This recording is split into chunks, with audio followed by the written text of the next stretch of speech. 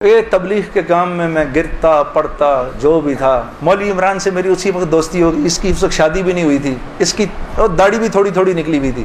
یہ مرکز میں مجھے نظر آتا تھا, بہت پیارا سا نوجوان. اس کو بھی میرے سے تھوڑی سی محبت ہو گئی, میری بھی اس سے محبت ہو گئی. نئی نئی چیزیں یہ مجھے وظائف وغیرہ بتاتے رہتے تھے. ایک وظیفہ اس نے مجھے بہت پہلے بتایا تھا, وہ مجھے آج دن تک یاد ہے. یا معزو, جو بھی 41 دفعہ جمعے کے دن مغرب کی نماز کے بعد پڑھے گا, اللہ اس کو اتنی عزت عطا فرمائیں گے کہ لوگ جب اس کا نام لیں گے تو دانتوں میں انگلی ایسے داب لیں گے.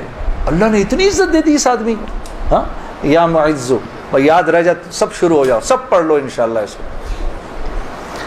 کرتے کرتے میں نے آخر ارادہ کیا, چلو جی میں اب 4 مہینے لگاتا ہوں. اب 4 مہینے پہ جانا چاہیے, کیونکہ دیکھو تبلیغ میں جب تک 4 مہینے کا کورس نہیں کریں گے اس وقت تک جو ہے وہ بات سمجھ میں نہیں آئے گی. داڑھی کبھی بڑھے گی, کبھی چھوٹی ہو جائے گی. ہاں, کبھی سر پہ ٹوپی آئے گی, کبھی اتر جائے گی. 4 مہینے لگانے ضروری ہوتے ہیں, ٹھیک ہے, کام کو سمجھنے کے لیے. کیونکہ پہلے 40 دن جو ہے وہ دنیا کا جو ہے نا وہ رنگ اترتا ہے پہلے 40 دن میں. ہاں, زنگ اترتا ہے پہلے. پھر اگلے 40 دن کے اندر تبلیغ کا تھوڑا رنگ چڑھتا ہے. پھر اس سے اگلے 40 دن میں کچھ اللہ کی معرفت نصیب ہوتی ہے, کچھ تعلق بنتا ہے جا کر. پھر اگر وہ جڑا رہے تو پھر اللہ اس کو سوسائٹی پروف بنا دیتا ہے, اس کے اوپر لوگوں کی باتوں کا اثر نہیں ہوتا. ہاں, پھر ایسے لوگ جہاں بھی جاتے ہیں ماحول بن جاتا ہے, خود بخود ہی ماحول بن جاتا ہے. اب میں نے ارادہ کیا جی 40 دن لگانے ہیں میں, اور 40 دن کا 4 مہینے لگانے ہیں. میں نے اپنے دوست کے ساتھ مل کے ارادہ کر لیا. خیر وہ ہم کمزور, ہم نے مئی جون میں نکلنا تھا, مئی جون آیا, وہ تو نکل گیا, میں نہیں نکلا. ایک دن اس کا مجھے فون آتا ہے, یہ ہے جی 16 اکتوبر کی بات 2001. اس کا مجھے فون آیا, جنید بھائی السلام علیکم, میں 4 مہینے لگا کے آ گیا. میں نے کہا ہیں 4 مہینے ہو گئے؟ کہا ہاں ہو گئے. گزر گئے کتنے ہی 4 مہینے گزر گئے زندگی سے. میں نے کہا 4 مہینے گزر گئے. کہتا ہے لیکن مجھے پتہ نہیں میرے 4 مہینے کیسے لگے, ضائع ہی ہو گئے. میں نے کہا وہ کیسے؟ کہا میں 4 مہینے کے لیے اپنے ابا کو ساتھ لے گیا جنید بھائی. وہ بیمار رہتے تھے, ان کا پیشاب پخانہ مسجد میں نکل جاتا تھا بستر میں. یقین کرو روزانہ جنید بھائی میں نے کچھ نہیں کیا, صرف اپنے باپ کا پیشاب پخانہ صاف کیا. 4 مہینے. اس کی اس بات نے مجھے اندر سے ہلا دیا کہ کسی انسان کو اپنے باپ کی ایسی خدمت کرنے کا موقع ملا ہو. ہاں, اور کہتا ہے پتہ نہیں میرے 4 مہینے تو کیا ہی لگے, میں تو سارا وقت باپ کی خدمت ہی کرتا رہا 4 مہینے. اور 4 مہینے کے بعد وہ آیا ہے اور اس کے باپ نے اس کو گلے لگا کے بولا بیٹا تیری وجہ سے میرے 4 مہینے لگ گئے. 2 دن بعد باپ کا انتقال ہو گیا. ہم خود جنازے میں تھے 2 دن. میں نے ارادہ کر لیا جی میں جا رہا ہوں 4 مہینے کے لیے. بیوی کے پاس گیا, میں نے بولا سنو میں 4 مہینے کے لیے جا رہا ہوں. کہتی ہے کب؟ میں نے کہا کل. کہتی ہے آپ جائیں, میں پیچھے سے زہر کھا لوں گی. میں نے کہا میں پانی پی لوں ذرا ایک سیکنڈ.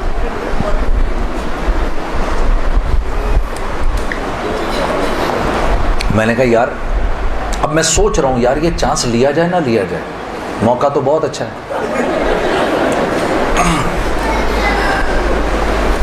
میں نے مولوی طارق جمیل صاحب کو فون کیا. میں نے کہا مولوی صاحب بیوی کہہ رہی ہے میں نے 4 مہینے کے لیے جانا ہے, تو اگر تو گیا تو میں زہر کھا لوں گی. کہتے ہیں یار میرا 30 سال کا تجربہ ہے, یہ اتنی بیوقوف نہیں ہے ان میں سے کوئی بھی. تو ایسے کر آج رات کو کھانے کے وقت نا ایک نوالا توڑ کے اس کے منہ میں ڈال دے. میں نے کہا مولوی صاحب یہ نہیں میری بیوی نوالا توڑ کے میرے منہ میں ڈالے, نہیں تو نوالا توڑ کے اس کے منہ میں ڈال. اب یار دیکھو میرے والد صاحب ہیں پٹھان,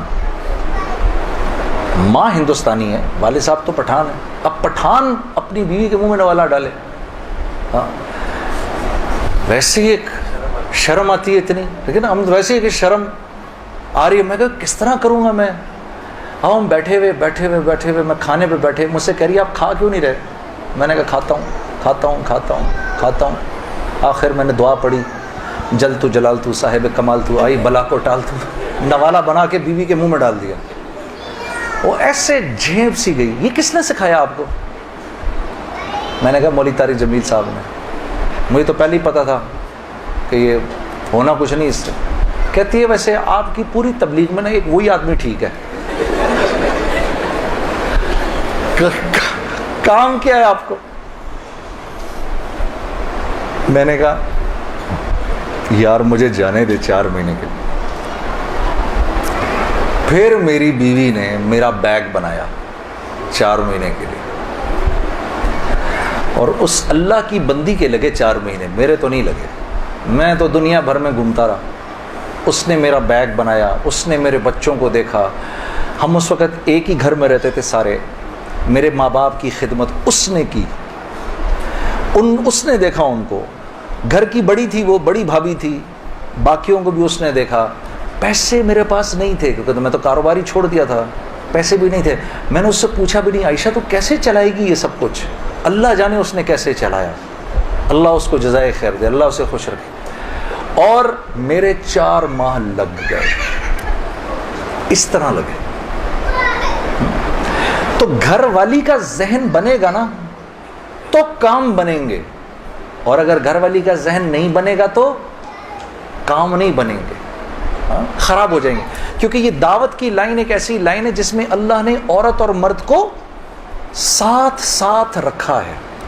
باقی معاملات میں عورت کو پابند کیا ہے شوہر کے مشورے سے, کہ شوہر کے مشورے سے کرو باقی سارے کام. الرجال قوامون علی النساء, پوچھ کے کرو, مشورے سے کرو. دعوت میں برابر کے ہو تم لوگ.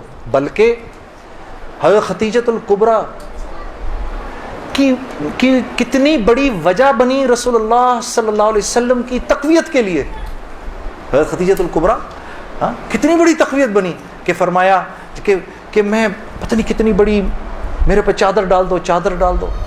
یا رسول اللہ آپ گھبرائیے نہیں, آپ تو لوگوں کو کھانا کھلاتے ہیں, غریبوں کے ساتھ نیکیاں کرتے ہیں, آپ تو ضعیفوں اور مساکین کا خیال رکھتے ہیں, ان کی پاسداری کرتے ہیں, اللہ آپ کو ضائع نہیں کرے گا. تو اور ساری زندگی اور سارا مال, اپنا جتنا مال تھا وہ سارا کا سارا رسول اللہ صلی اللہ علیہ وسلم کے اس کام کے لیے لگا دیا. ویسے میں علماء کرام فرماتے ہیں, یہاں چھوٹا سا ایک نقطہ آپ کو بیان کرتا چلوں. علماء فرماتے ہیں کہ 2 خواتین دنیا کی سب سے ذہین ترین خواتین تھیں. ایک حضرت آسیہ علیہ السلام جو فرعون کی بیوی تھیں, اور دوسری حضرت خدیجۃ الکبریٰ رضی اللہ تعالی عنہا. یہ 2 سب سے انٹیلیجنٹ خواتین تھیں اپنے وقت کی. کیسے بھلا؟ کہ حضرت آسیہ کے اوپر جب فرعون نے وہ پتھر رکھے, مجھے خدا مانو, انکار کر دیا, اور جب آپ دنیا سے جانے لگیں تو آپ نے جاتے جاتے اپنے ایمان کو بچانے کے لیے اللہ سے وہ خوبصورت دعا کی. ضرب اللہ مثلا للذین آمنوا امرأۃ فرعون. اے میرے نبی قصہ سنائیے اپنی امت کی خواتین کو فرعون کی بیوی کا, کہ جب وہ دنیا سے جانے لگی, قالت رب ابن لی عندک بیتا فی الجنہ, اے اللہ تو مجھے جنت میں جگہ تو دے, وہ تو دے گا اب مجھے انشاءاللہ, لیکن اپنے قریب دینا, وہ جنت دینا مجھے جو تیرے قریب ہو. بس اب میں بہت تھک گئی ہوں, ان ظالموں سے مجھے نجات دلا. تو رسول اللہ صلی اللہ علیہ وسلم نے حضرت خدیجۃ الکبریٰ سے فرمایا جب وہ جانے لگی دنیا سے, کہ جب جنت میں جاؤ تو اپنی سوکن کو میرا سلام کہنا. کہا یا رسول اللہ میری تو کوئی سوکن نہیں. کہا نہیں, اللہ نے تجھ سے پہلے میرا نکاح آسیہ سے کر دیا تھا. تو اللہ کے قریب, سب سے قریب, اللہ رب العزت کے سب سے قریب کس کی جنت ہے؟ رسول اللہ کی. اور دوسری حضرت خدیجۃ الکبریٰ, کہ احساس ہو گیا تھا کہ میرا شوہر جو ہے وہ سچا نبی ہے, آپ چاہتی تھیں کہ قیامت تک جتنے انسان اس دنیا میں آئیں ان کی نیکیوں میں میرا اجر ضرور ہو، تو سارا مال لگا دیا، ہاں، کہ سیالکوٹ کے لوگ آج جو عشاء کی نماز پڑھیں، اے اللہ مجھے اپنا اجر اس میں بھی چاہیے. تو یہ دو most intelligent women of their times. تو جب مال خرچ کرو میری بہنوں، اللہ نے آپ کو بڑے دل دیے ہیں، یہ سوچ کے خرچ کرو، یا اللہ یا اللہ یہ جو مال میں دے رہی ہوں اس سے کوئی حافظ قرآن پروان پڑ جائے، کوئی حافظ پروان چڑھے، کیا پتہ میری بہن اس کے ہاتھ پر اللہ نے ہزاروں کی ہدایت لکھی ہو، قیامت کے دن پتہ نہیں کتنا بڑا اجر ملے.